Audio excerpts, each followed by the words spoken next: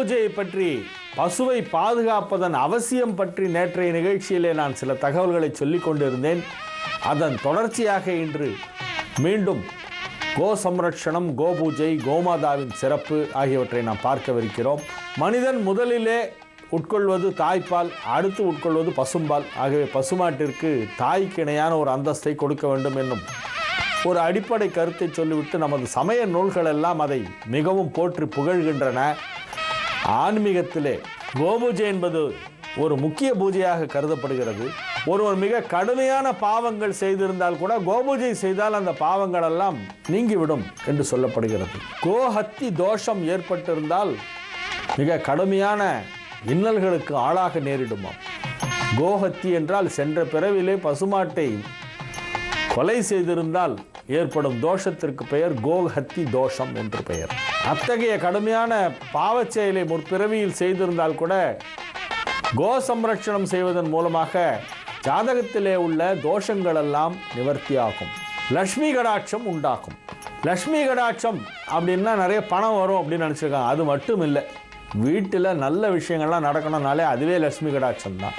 வெறும் பணம் மட்டும் லக்ஷ்மி கடாட்சம் அல்ல. சந்தான லட்சுமி, குழந்தை பாக்கியம் கிடைப்பதற்கு பெயர் சந்தான லட்சுமி அனுகிரகம் என்று சொல்வார்கள். குழந்தை பாக்கியம் வேண்டுமென்றாலும் கோபூஜை செய்ய வேண்டும். கன்றோடு இருக்கின்ற பசுமாட்டை அழைத்து வந்து அதற்கு சந்தனம் குங்குமம் எல்லாம் இட்டு மஞ்சள் பூசி அதற்கு நிறைய ஆகாரம் கொடுத்து அகத்திக்கீரை, புல்கட்டு, அரிசி வெல்லம் கலந்து ஒரு உருண்டை போன்ற ஆகாரங்கள்லாம் கொடுத்து, வாழைப்பழமெல்லாம் கொடுத்து, அந்த மாடு வயர் ரொம்பற மாதிரி அதுக்கு நிறைய மாட்டுத் தீவனம் எல்லாம் வாங்கி கொடுத்து, பொட்டு, புண்ணாக்கு, தவிடு, இந்த மாதிரி மாட்டுக்கு பிடித்த விஷயங்களை எல்லாம் வாங்கி கொடுத்து, அது வயர் ரொம்ப அதுக்கு தீனியை போட்டு அதை வணங்க வேண்டும். இவ்வாறு செய்வது தான் கோபூஜை. கோபூஜைக்கென பிரத்யேகமாக சில மந்திரங்களும் உண்டு. கோபூஜை செய்வது என்பது காமதேனு மந்திரங்களை சொல்லி வழிபடுவார்கள். அதை தவிர லக்ஷ்மி அஷ்டோத்திரமே சிலர் பசுமாட்டிற்கு பண்ணுவார்கள். மாட்டின் பின்புறமாக நின்று கொண்டு லக்ஷ்மி அஷ்டோத்திரம் சொல்லி பசுமாட்டை வணங்குவது வழக்கம். அந்த அளவிற்கு லக்ஷ்மி தேவிக்கு சொல்லுகின்ற அதே மந்திரத்தை சொல்லி பசுமாட்டை வணங்குவது வழக்கம். அப்படின்னா அது எவ்வளோ உயர்வானது.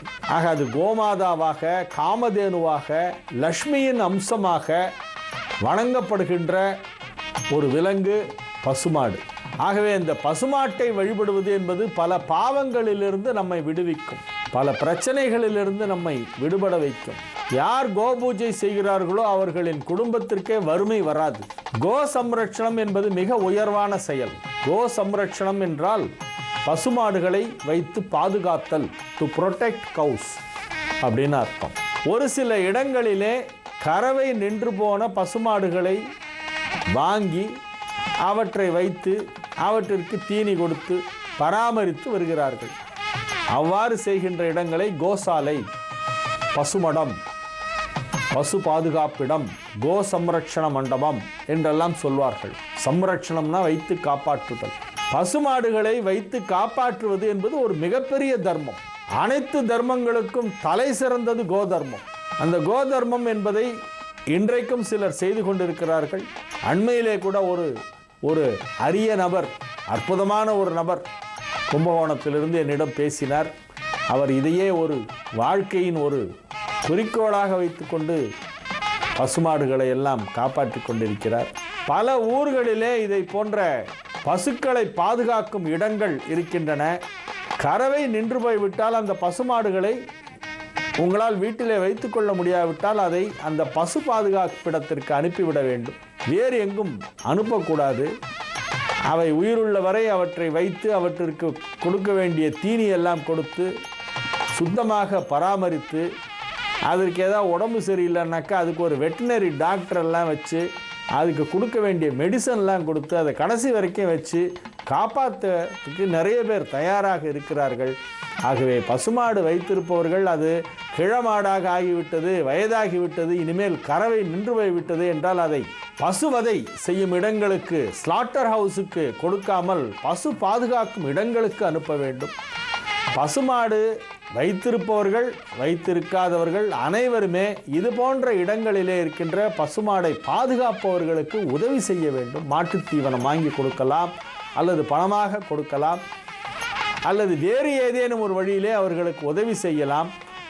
கோபூஜை என்பது ஒவ்வொரு வெள்ளிக்கிழமையும் அவசியம் அனைவரும் செய்ய வேண்டியது. பெரும்பாலான கோயில்களிலே இப்பொழுது மீண்டும் பசு வைத்திருக்கிறார்கள், கோபூஜை செய்கிறார்கள்.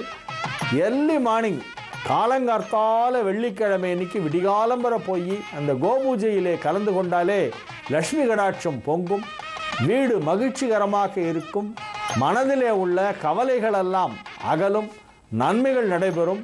நாமும் பசுமாட்டை வணங்க வேண்டும். யார் பசுமாட்டை வைத்து பாதுகாக்கின்றார்களோ அவர்களுக்கும் நம்மால் இயன்ற உதவிகளை செய்ய வேண்டும்.